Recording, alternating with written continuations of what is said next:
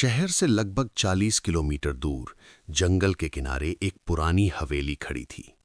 लोग उसे काली हवेली कहते थे। कोई नहीं जानता था क्यों, बस इतना कहा जाता था कि जो भी उस हवेली में रात बिताता है वो वैसा वापस नहीं आता जैसा गया था। आर्यन एक यूट्यूबर था। डरावनी जगहों पर जाकर वीडियो बनाना उसका काम था। लोगों की चेतावनियां, लोक कथाएं, अफवाहें उसे सब नकली लगती थीं।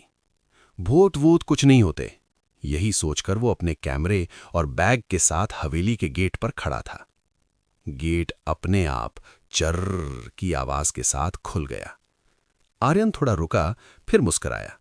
परफेक्ट ओपनिंग शॉट, उसने कैमरे में कहा। हवेली के अंदर अंदर कदम रखते ही हवा ठंडी हो गई, ऐसी ठंड जो हड्डियों में घुस जाए।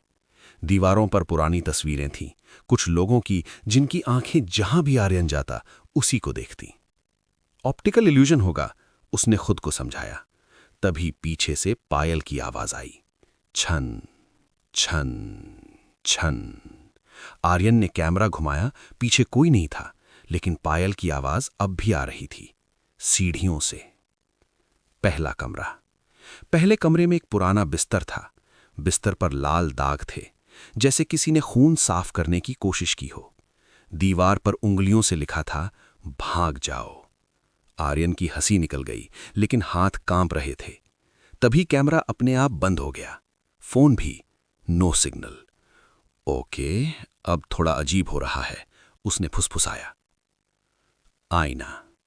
दूसरे कमरे में एक बड़ा सा आईना था, धूल से भरा।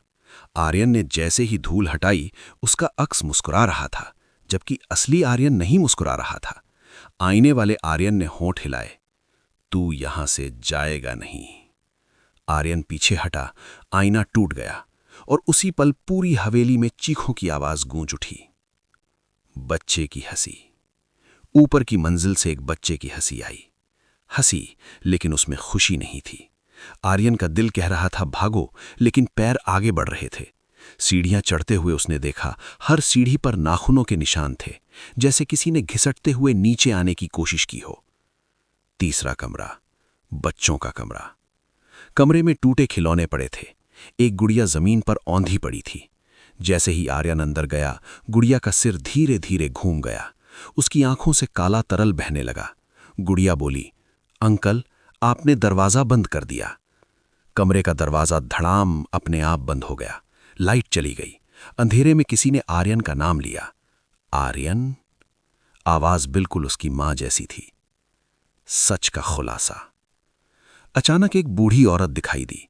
सफेद साड़ी, उलझे बाल और आंखें पूरी तरह काली। उसने कहा, यह हवेली बच्चों की है जिन्हें यहां मार दिया गया था। आर्यन चिल्लाया, किसने? औरत ने उसकी ओर उंगली की। तुम जैसे लोगों ने, जो डर को मनोरंजन समझते हैं। दीवारों से बच्चों के चेहरे निकलने लगे, सब रो रहे थे। आखिरी कमरा। बूढ़ी औरत बोली, अगर बाहर जाना है तो आखिरी कमरे में जाओ। आखिरी कमरे का दरवाजा धीरे धीरे खुला।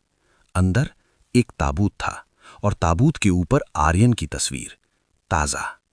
ताबूत खुला, अंदर आर्यन खुद लेटा हुआ था, मरी हुई आंखों के साथ। पीछे से किसी ने उसके कान में फुसफुसाया, अब कहानी पूरी होगी। अगली सुबह। सुबह कुछ लोग हवेली के बाहर खड़े थे। दरवाजा खुला हुआ था।